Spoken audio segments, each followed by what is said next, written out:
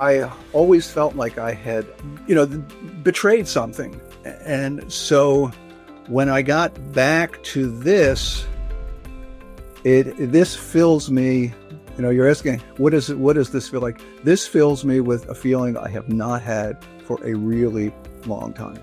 I feel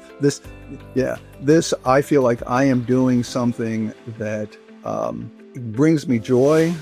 Yeah, different people where you read about, this person's 85 and they're making a new film, and it's like, we're keeping going. For me, it is the endless possibility. I'm Art Blanchford, and this is Life in Transition. Welcome back to the Life in Transition podcast. I'm very excited today to have with us John Hankins, who reinvented himself at age 71 as a financial therapist and is working with his peer group now. John, welcome to the Life in Transition podcast. Thanks, Art. It's really a pleasure to be here. Looking forward to talking with you.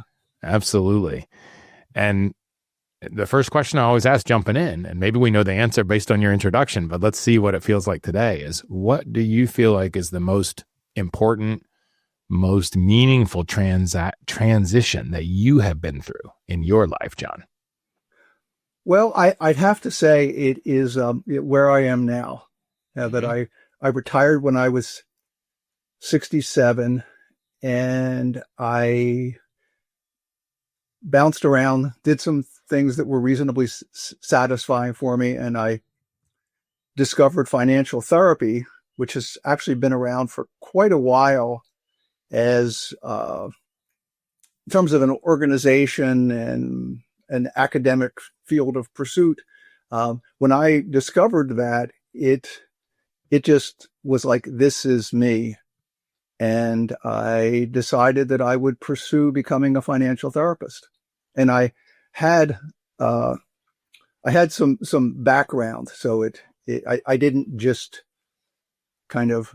It's not like I want to I want to marry my friends, so I'm going to get become a minister somewhere. Right. This was a year-long preparation of coursework and studying, taking tests. I had a background from way long ago as a social worker, and so I went back and got a license as a social worker as well. Okay. So there's a whole bunch of different pieces. And go ahead.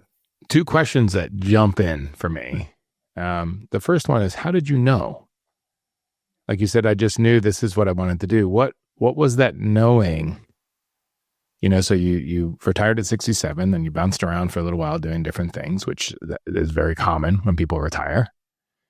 And then you said, I just knew that I wanted to do this. How did you know?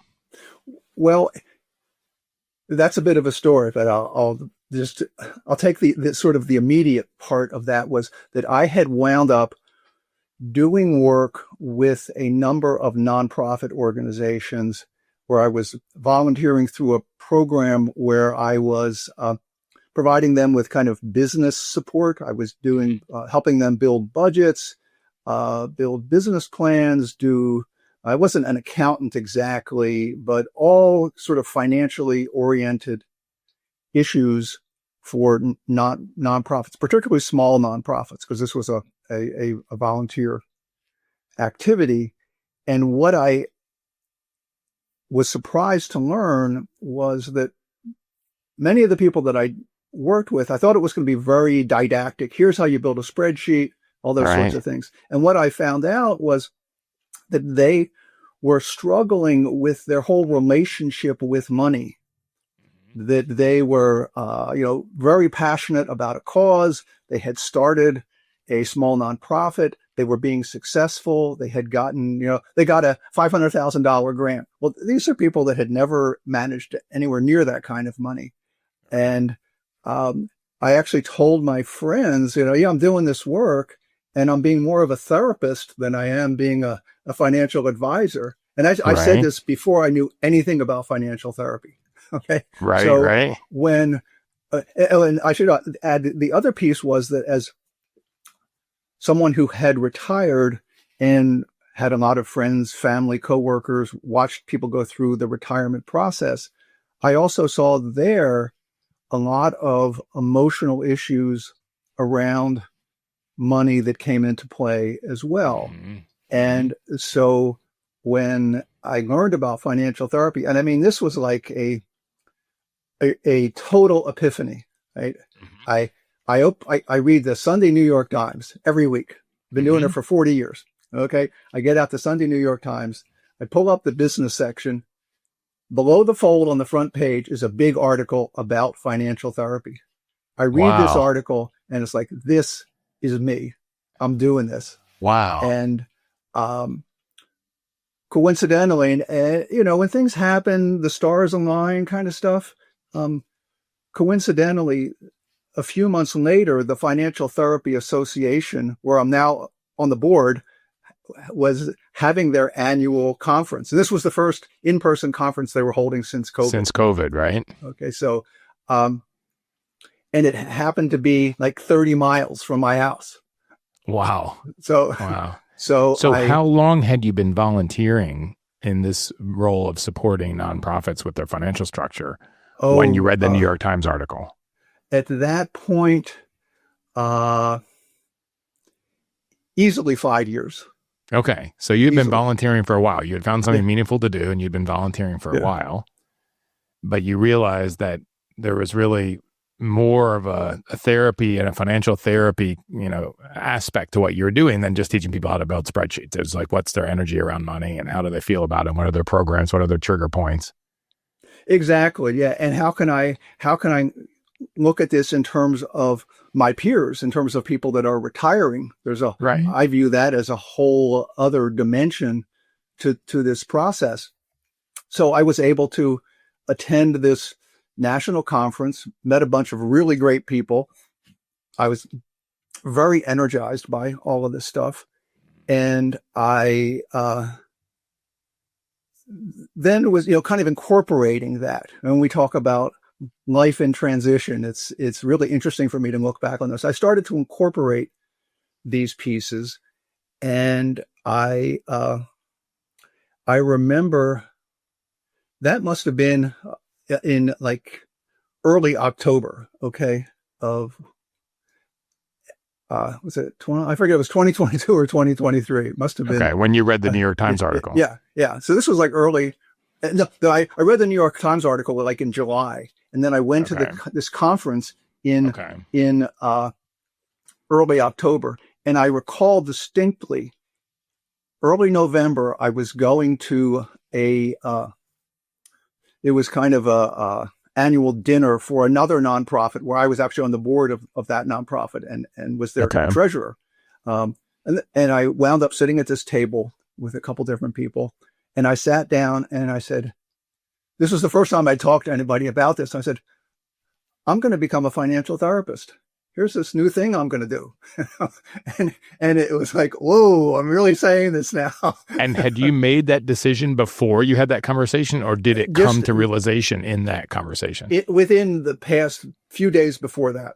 Okay. I had, it was the intersection of, this is something that I really think is important. I have feel this passion for this. And here's a bunch of hurdles, but I coincidentally happen to have enough, I'll just call it stuff in my history that allows me to meet these requirements. Right. I could get into the door, even though I had spent 35 years working in IT when I retired. Sure. I was off in a whole different place, except that a lot of what I did there was financial. I'd always done stuff with money as part of that. So here's my second question, John, before we go more into it. The second question from the very first sentence that you said, what is financial therapy? Just define that for us, for me and for our listeners. What is financial therapy? So financial therapy is I would say the study and practice of how we can improve how we think, feel, and behave around money. Mm-hmm. So you can shorten that in a little bit more. It is focused on our relationship with money. It recognizes that we have a relationship with money, just like you might think we have a relationship with food or, Mm-hmm. exercise, all of these different parts of our life. It's a bunch of people that got together in 2009 and said, we're not doing enough in this area. We need, Right. there's Right. really a big emotional piece to this, and we should do something about it. So are you willing for me to be a little bit of a guinea pig here to Sure. give further example this? Sure. Because I have this book called The Energy of Money. I don't know if you've ever read it or not. I have not read the whole thing, but the one thing I took away from it is this question that said, if you were in a relationship, this I just heard you say, if you were in a relationship with money, what would money say about you? Mm. And at the time when I read this, which was 5 years ago or 6 years ago, and unfortunately, I think it would still be pretty much the same thing, would be my money would say, I don't pay enough attention to it. Like if it was my wife, I would be in the doghouse because I'm not, Okay. I'm not aware of it. I don't understand it. I don't and not intellectually. I've run huge businesses and I know the X's and O's and the spreadsheets, Mhm. but my personal money, I sort of avoid it. Mm-hmm. So what would you do with that? Like if I'm coming in as one of your clients on financial therapy, where would you start with that type of relationship? Where would it go from there? Well, a typical starting point is, what's your history? Mm-hmm. What's your money story? And that really begins with your family of origin. So super poor. Okay. Right. I can remember getting socks donated to us and thinking, why would anyone give away socks that don't have holes in them just because they're threadbare? Wow. Okay. Right. Yeah. And so also because of that, hungry, right? Willing to work hard and do whatever's necessary so that I can buy socks that don't, that aren't threadbare, basically, and a lot of other things around that. But there is a huge sense of accomplishment and achievement by earning money, and early on, a lot of sense of validation from the approval of others as a whole, especially in the workplace. Like even when I was really young, I had my first job when I was 6 years old. And then, got a lot of validation from being a good worker, and then got a lot of money from it as well, all the way up through running multi-billion-dollar corporations. But you're still money avoidant for your own personal finances. There is, even in my small business now, I have 2 small businesses now, and one of them I didn't look at the books for 7 months. Oh, okay. All right. Okay. The other one I have, because I have a coach in that business, and that's part of what we're delivering on, right? Yeah. But to the extent where even my wife and I it's a small real estate business, and my wife was even saying, if we're not making money there, maybe we should sell some of the assets, right? And I finally last week I looked at for the last 12 months. I hadn't looked at it since March of 24, and it turns out we actually were making money, and I didn't even know. But I was creating all kinds of stress, right? But it's that's my lesser of the 2 businesses, and it's sort of set and forget it, But yeah, so that's how avoidant I can be. All right. If I was working with you, I would first want to talk to you about how you're feeling when you think about those books. Just take you through a process, just imagine you're opening the books, and let's just talk about what are you feeling in your body? Just which I love. That embodied feeling. I feel tightness sort of running from my nose all the way down to my lower left ribs, like this sort of cylinder of tightness, I'm resisting what I might find. I don't want to see what I might find. And that would lead into the question of, okay, what do you think you might find? What's your fear? My fear is that I'm going to find that I'm losing money, that the books aren't good, and therefore 2 things. Wow, that's interesting. 2 things come up for me. One, the first thing that came up was, and then I'm going to have to sell this place that I really like, because that's the main income producer is this house that I have that was short-term rental that I really like in New Mexico. But second, that there's something about me that's not enough or not good enough because it's not profitable. Yeah. So those 2 things are be what I would be afraid would come up. And that circles you back to, what was your experience as a kid? There must have been some of that somewhere. Tell me about that piece. How did your Well, I mean, parents, feel about money? And did you have those kind of experiences as a kid? yeah, I was homeschooled for a long time, and I was in public school 3 times. Mm. Kindergarten, no money stuff there. 5th grade, not really any money stuff there either. But this junior and senior year, I moved to Tennessee from Pennsylvania, and to a small town, not very wealthy, but much better off than we were. Mm. And there I felt, one, it was the first time in a long time that I've been outside, the confines of a very local situation at all, like being in public school. But I felt very insecure and like not enough. And what are people going to think because we don't have much money? And what about clothes? And what about being able to go out and never into a movie or whatever, whatever those cases were.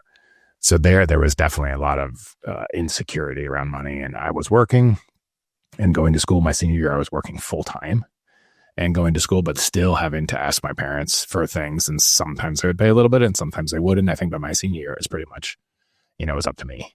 If I wanted to go to something with school or buy something, it was on me to do so. So there was definitely at that point, and at the same time, which seems so crazy now, but I was also like embarrassed to let my friends know I had a job to make money, right? Even though, it's very common for people in high school to be working, and there's nothing wrong with you, but I felt there's something wrong with me because I had to work to have money, and so I didn't work in the town where my high school was. I worked in the neighboring town as a way to not have to see my friends from high school when I was working because I was embarrassed about that. Well, okay. Yeah, well, there's a lot to unpack there for sure. Okay. So we get the flavor of it's not, if I sum it up myself, and please correct me if I get this wrong, John, but it's not finances with a little bit of therapy. It's the financial aspect and then real therapy digging in from with finances as the lead in. Well, let me be very careful here. Okay. Mm-hmm. We need to talk a little bit about what is financial therapy in the sort of the organizational definition. So the Financial Therapy Association is composed of financial planners and mental health professionals. Okay. Both. And that's where it had its roots. And it was a two sides of the same coin. The financial planners were saying, this job, is I'm trying to help these people with financial plans, and they come in, all this emotional stuff gets in the way, and I don't know, I'm not equipped to deal with it. Okay, so right. there could be someone who's a financial planner who's had training in financial therapy as a certified financial therapist, but they're really focused on being a more effective financial planner. Right. The other side of that coin is the mental health professional, and this to me has been a problem that's gone unaddressed in the mental health community for years. Of, I've got this client, here's all this money stuff that they need to deal with, and I'm not equipped. And the way the mental health community, and people are going to ding me for this, I'm sure, but my view of the mental health community, and I've been around for a while, is turn that off. That's not, as a therapist, I don't want to talk about money. I'm really not comfortable. Because that's not, Yeah. And so financial therapy, the real message is it's okay.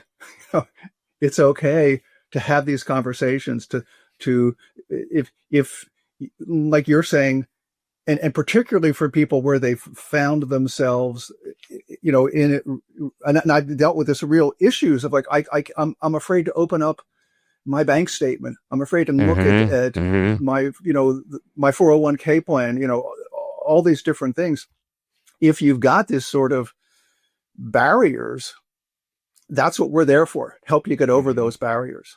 I've sat with people virtually. I do, because I do everything via Zoom. Right. It's like, okay, let's get this statement out and let's talk about how, hold it in your hands, talk about how that feels. Let's very slowly work through getting that thing open. And it may be that in one session, you never open it. You're just talking about all these different pieces. Right. And the next week you come back and, okay, let's try it. Let's get it open. Let's talk about it. So, and an obvious goal there is I want to get you. So yeah, you're looking at your business, every week, whatever, every Right. month, whatever's right for you. Right. You're, Let's say at least once a month, right? And yeah, we'll close the books and see where it's you're at. not in this, don't, this is scary stuff.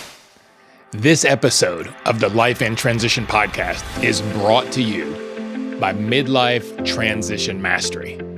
If you have reached midlife and you are successful, you have checked all the boxes, you've done everything you thought you should do, and especially pleasing everybody else, doing what you think everyone else needs you to do, but you still feel like something's missing, like you're coming up empty, feeling alone, feeling misguided or lost.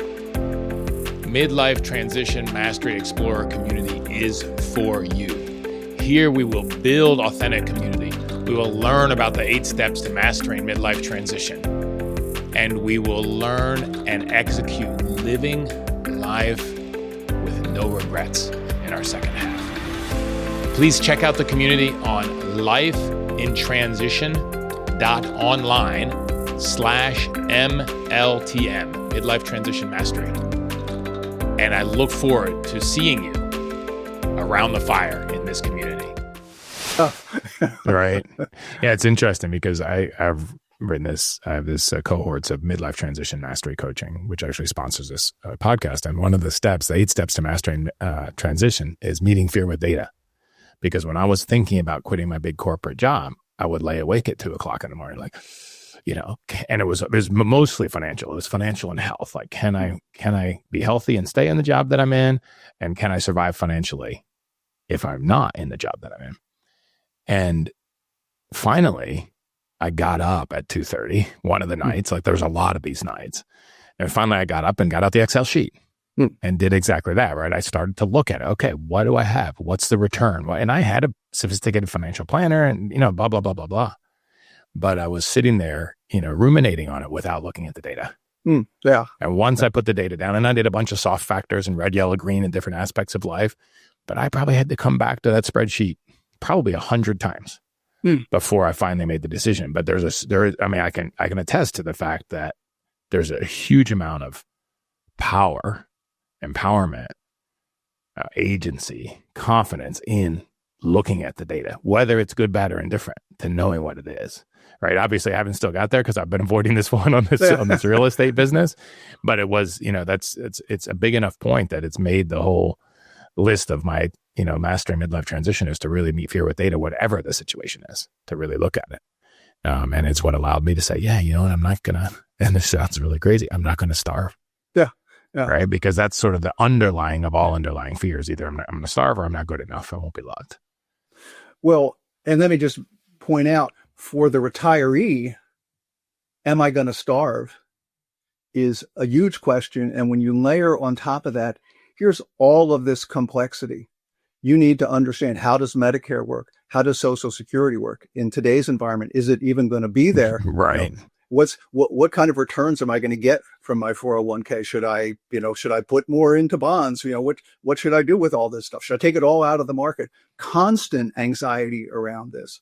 And that's really part of kind of my mission, because I think that we have structured this just overlay of anxiety for the retiree that is, I think, a real mental health crisis. Yeah. It is complex to see the data at retirement, to see the Excel spreadsheet gets pretty complex, right? What's healthcare cost? When is it going to kick in? How much should I count on Social Security or not?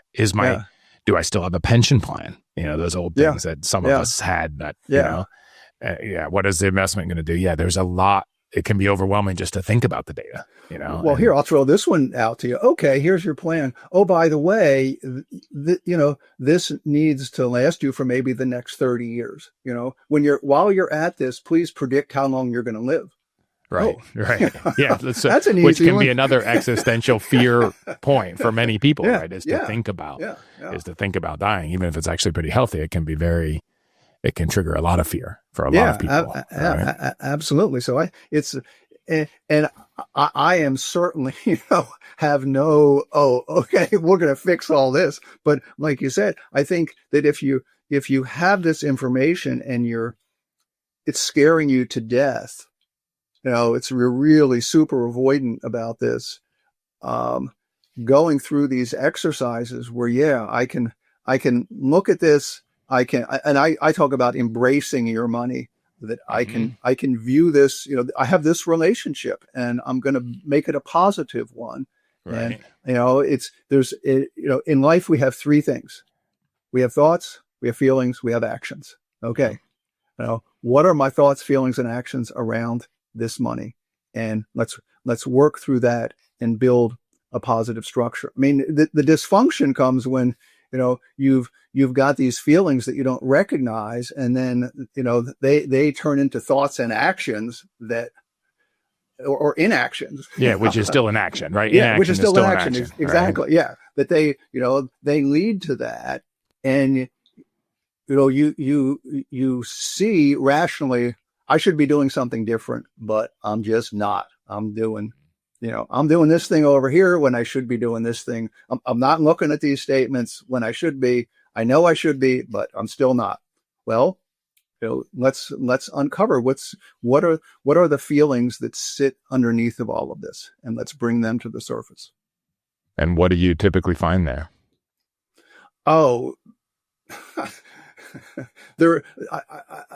don't think there's a typical. I think really it goes back to what is your money story? What are these pieces? I guess I would say it's you can divide it into, here's this past stuff and how is that influencing me in the present moment, right? Because the present moment is all that we have. That's right. Yeah, that's all that we have. So how is that influencing me? But where am I at in the present moment? Mm-hmm.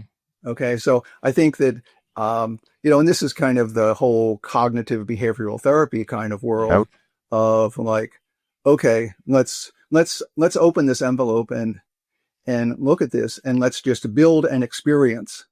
Okay, and let's maybe it doesn't make sense to be really focused on the past. Maybe it makes a lot of sense. But another approach is, let's build an experience where you've opened this and the bad thing hasn't happened, right? You've looked at your bank statement and the world hasn't ended, right? So you try to build, those experiences as part of that whole process. But it really, I'm continually surprised at the people that I see. Everybody's got a different story. We're all different. The context of our lives is different. So there's no one size fits all, that's for sure.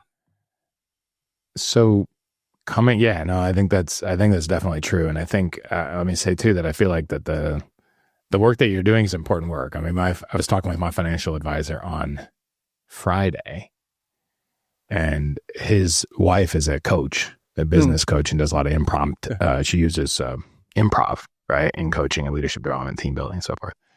And he was telling me, he said, Beth thinks that I should go ahead and get my coaching certificate too, because pretty much what I do now, I mean, he has a pretty big business now, but mostly what he does is financial therapy, if I say it correctly, right? I mean, he's dealing with the clients that really have, that have the need to deal with him, right? So I thought that was really interesting. He's like, and maybe I will, because it's mostly what I do is coaching. It's just in a financial framework, right? Yeah. Tell him to check out the Financial Therapy Association. I will. And maybe I'll even connect him with you, John. Yeah. I think that'd be really interesting. I just thought that was interesting. We were having that conversation on Friday. Yeah, exactly. Yeah. So good stuff. But I want to come back to a little bit on what the transition was like for you, right? So you made this decision in the summer of 22, reading the New York Times article, this inspiration of like, wow, this is what I want to do. Right. Since you've leaned into this, what have you learned about yourself, about life transition? What have you learned? Oh boy. Now I'm really curious when I get that laugh, Well, to give it some historical context. Okay. I spent 35 years in the IT business. I started out as a social worker. I mean, I was like a hardcore. I worked in very poor neighborhoods in West Philadelphia. I specialized in working with people who had been in state mental hospitals for, 10, 20, 30 years. It was a really, really disadvantaged people that I was working with. And I was really Right. committed to that. How I went long off were you into doing that? academia. I'm sorry. How long were you doing that? Were you working? Oh, I worked in that arena, in various parts of that arena for about 8 years. Okay. So quite some time. Yeah. You have a lot of experience there. Yeah. I got a master's degree in social work, and then I got actually a scholarship funding to go to a PhD program. And I was a PhD student at a major university for 3 years. And I started getting, and I was off in the research area, and I started getting more and more involved in computer stuff. Now, you have to put the context of this was in the early 1980s when desktop computing was exploding. All this really just exciting, coming out. stuff was happening. And I got really interested in that. And I wound up taking a job in that university in kind of a senior management position around their whole desktop computing program. And I worked in academia then for almost 15 years. The last 5, I was working on internet stuff. So the internet came along in the late 80s. And so I was very involved in that. And then I went off into the private sector and worked for a couple major corporations. And so I got further and further away from my roots and more. And there was a core part of me that was, just carried this feeling that I'd betrayed something really important. The flip side was I was making really good money. Sure. I was doing interesting stuff. The last several years that I worked, I was kind of a one-man research shop, and I did what I wanted to do, which was I did a bunch of stuff with cloud computing. Yeah, I had a job that a lot of people would have really envied. Right. So I always felt like I had betrayed something, and so when I got back to this, this fills me. You're asking what does this feel like? This fills me with a feeling I have not had for a really long time. There's 25 years in between. Yeah. I feel like I am doing something that brings me joy.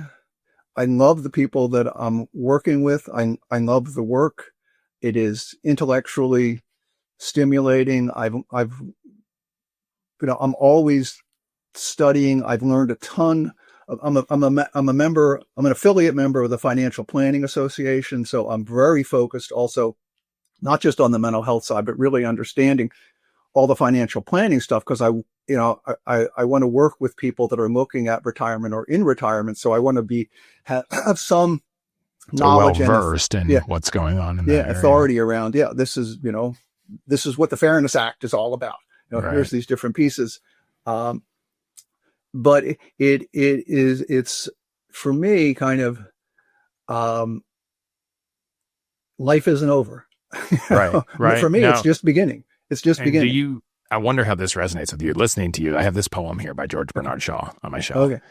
This is the true joy in life, being used for a purpose, recognized by yourself as a mighty one. That works. Does that resonate with where you are now? Yeah, that works. And I look at this like, hey, I could continue, doing this for the next 10 years. And you say that with a big smile on your face, and you're energized. I consider myself incredibly lucky that I'm on this path. I look at different people where you read about, this person's 85 and they're making a new film, and it's like, right, yeah, we're keeping going. For me, it is the endless possibility.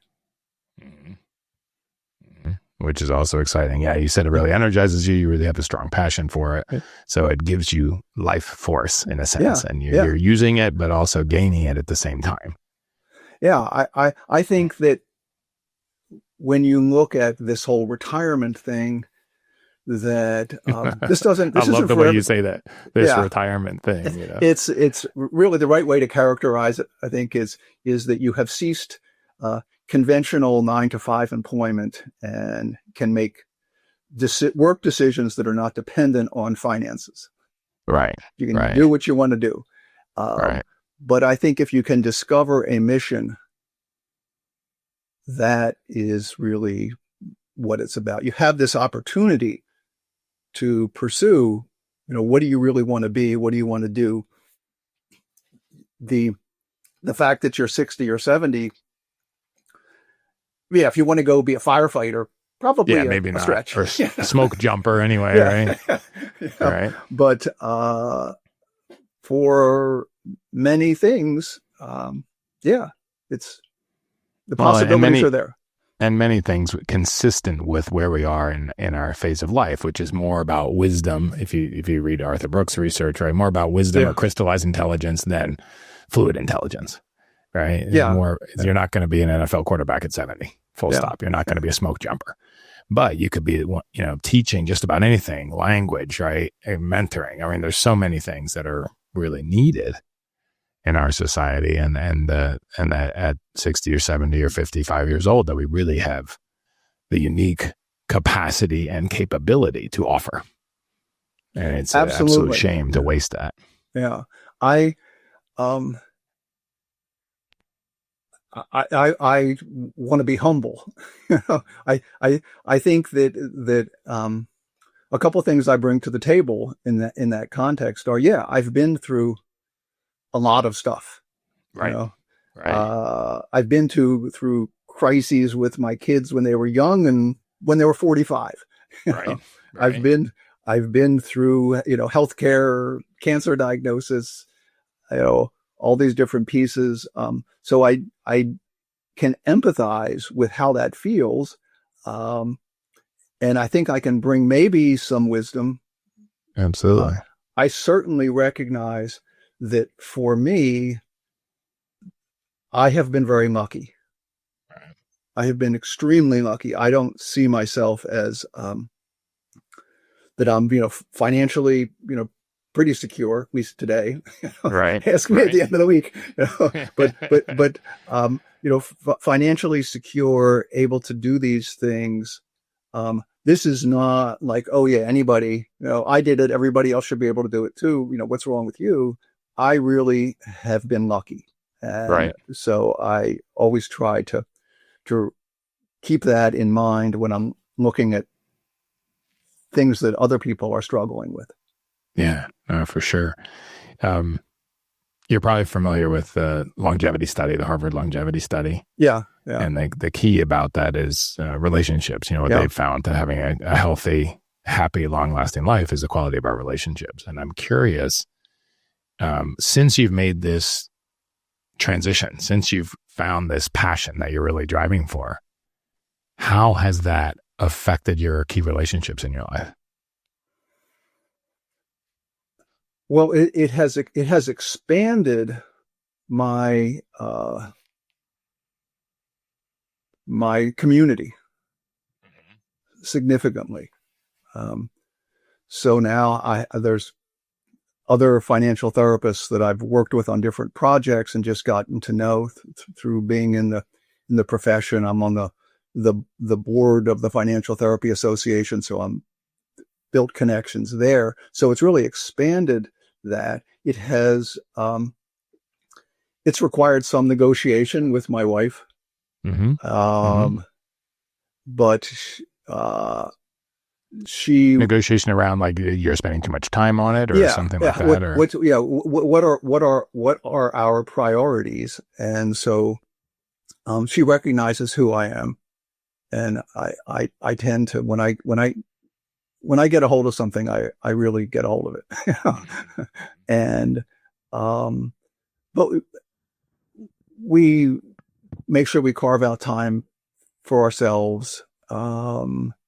And yeah, we have a pretty good life together. Right. But there is a chunk of time that I spend in this work. The other relationship piece is just my relationship with my clients, which is really Mm-hmm. fulfilling. It is interesting that after I got started in this, I had this realization not too far into it of like, whoa, these people, they're really putting their trust in me. Yeah. I am really responsible for some deep shit here. Yeah. Yeah. You know, I am really responsible for this, and I need to recognize that this is a lot more than just showing up and, okay, tell me more about this. Right. These people. I'm dealing with people that are really in pain, and they're really looking to me as someone who's going to help them. Yeah. And this Yeah. is a big responsibility. I mean, that should be. I mean, if you just, if you say, oh, this is what you're going to do, that should be obvious. But when you feel that, when you start to incorporate that, that takes it, another step. Yeah. I mean, like you said, it's humbling as well as giving you a deep sense of responsibility as well at the same And time. I let me contrast that. Okay. You and I, corporate guys. Yeah. I mean, I've had, multi-million-dollar projects. My responsibility, the feeling of responsibility I had to those projects was nothing compared to the responsibility I have to my clients. They're just two, totally different spheres. Right. Right. So I want to ask this because the thing that's coming to mind is this book title. This is called "The Bonds That Make Us Free," which is I always think about that because it's an oxymoron, right? The bonds that make us free, and it's about relationships. But what comes up for me, I mean, I see this energy that you have, John. I see this passion that you have for it.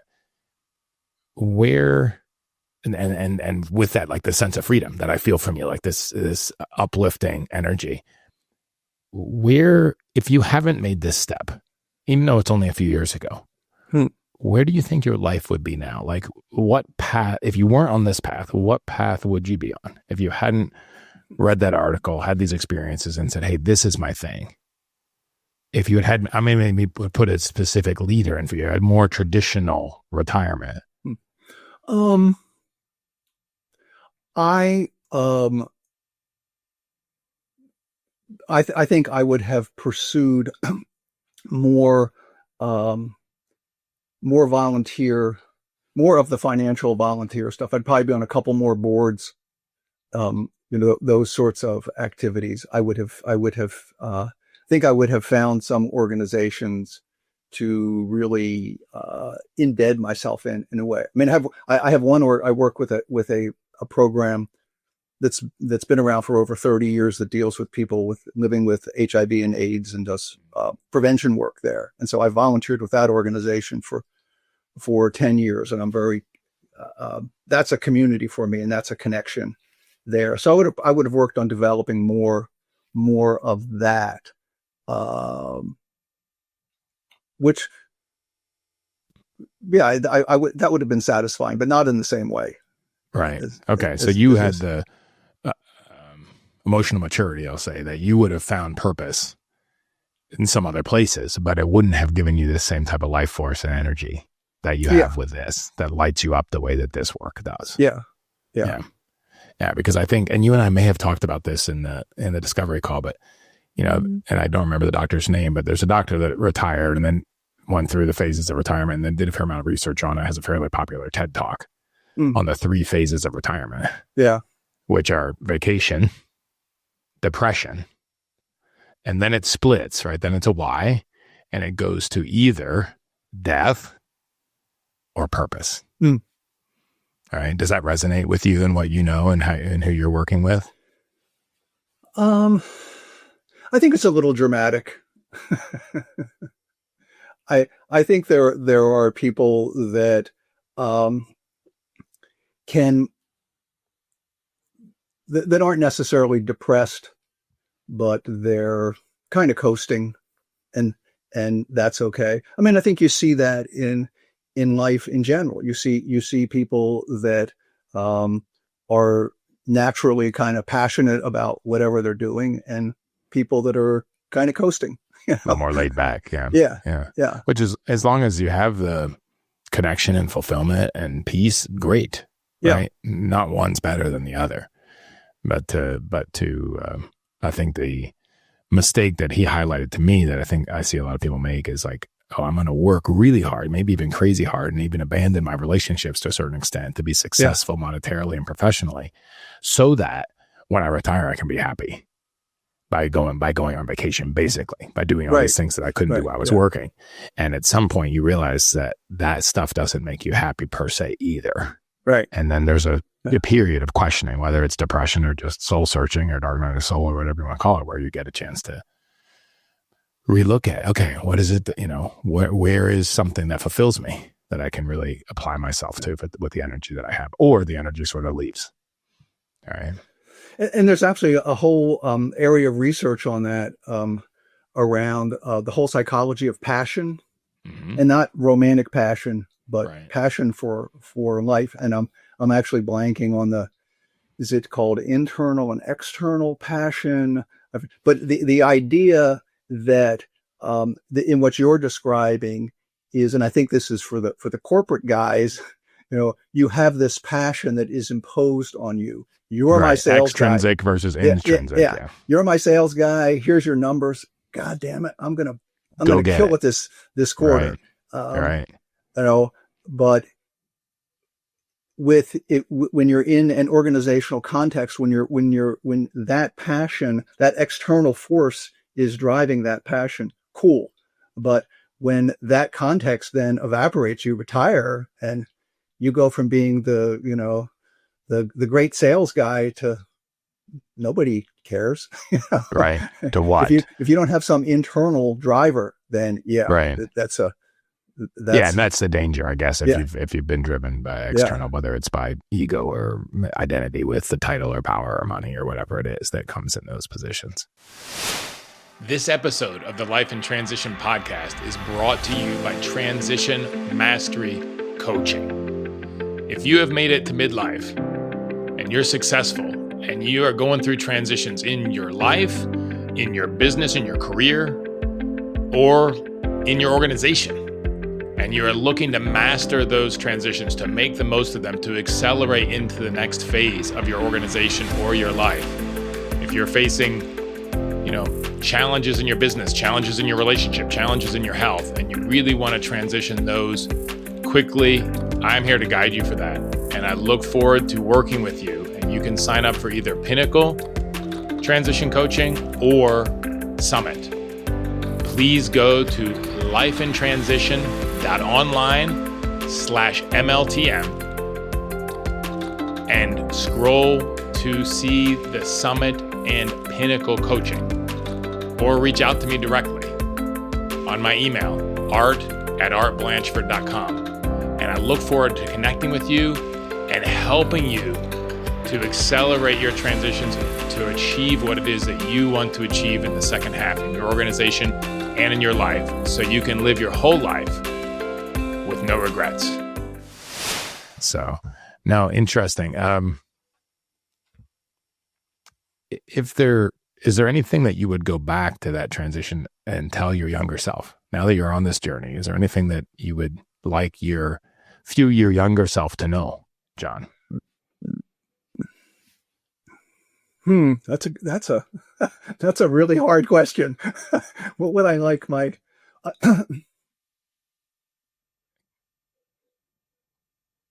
not really. I mean, I had I had kind of a unique situation when I retired, that I was able to sort of, because of this unstructured job that I had, I worked at home a lot. I'd get up in the morning and I'd go for a bike ride, and I'd come home and I'd do some work, and I'd, do something else, and then do some more work. So it was a very easy transition in that sense. I was home a lot, so it wasn't like, oh, hey, he was always going to the office, and now this guy's home and I can't stand it. Right. That was there wasn't none of those cliches. Yeah, none of that. It was, I suppose, the only thing I would think of like, just go with the flow. Be open, and I was. Right. Just, be open to this and see where it takes you, which it did. Nice. Nice. And maybe that's it. But I've this last sort of deep question, if you will. If somebody that's going through a transition, whether it's reinventing a career or whether it's somebody that's, you think of that's in financial stress, what's one tool that you would give if somebody's listening? What's one tool that they can do on their own? Like now, they could put the pause button. And what's one tool that they could do that you would recommend to help them through a retirement transition, a life transition, or in your space of, financial therapy? What's a tool that you would offer? What comes to mind for me is kind of twofold, a little bit contradictory. One is be in the present moment. Yes. Be here, figure out what you can do to, be here now. Be in the present moment. And I guess the other piece is you are capable. You are a capable person. This is a one day at a time problem. And you're not alone. So really find a way to embody the moment, be present, experience, right? Which is often about the five senses to bring ourselves back in their body, but be present in the current moment and then know that we're not alone in this journey as a whole. Yeah. Great. I think that's sage and solid and universally applicable. So I really appreciate that. Thank you so much. Where can people find out more about you, John? Where can they connect with you? It's a very interesting conversation, which I really appreciate personally and our audience, for our audience as well. Where can they find out more about you? Well, I've got a website. It's www.financial-therapy.me. I've also got a YouTube channel where I've got a bunch of different videos I've done talking about different aspects of financial therapy. I'm on LinkedIn as well.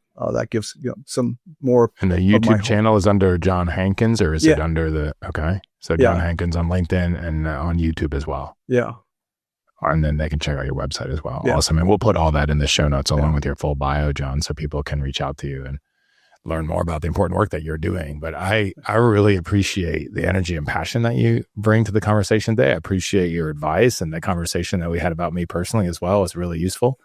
So thank you very much for being with us today on the Life in Transition podcast. The very important work that you're doing, and good on you for doing it. Well, Art, thank you. I think the work you're doing, this whole topic is really, life is transitions, and the more, it's you're not alone. The more you can help you can get, more insight into how to navigate these transitions, the better. So thank you for what you're doing. Absolutely. Thanks, John. Take care. Okay, you too. I can't wait to hear what action you are taking. Connect with me on LinkedIn or our website, lifeintransition.online, and let me know. Let a friend know too. It could be a huge encouragement to them and keep you on the track. Thank you so much for joining me today. Make sure you subscribe wherever you listen to podcasts, and it would mean a lot to me if you left a review and shared this episode with a friend. If you want to learn more about me and what I do when I'm not podcasting, please visit me at artblanchford.com. Thank you for listening. Together, let's make the most of life in transition.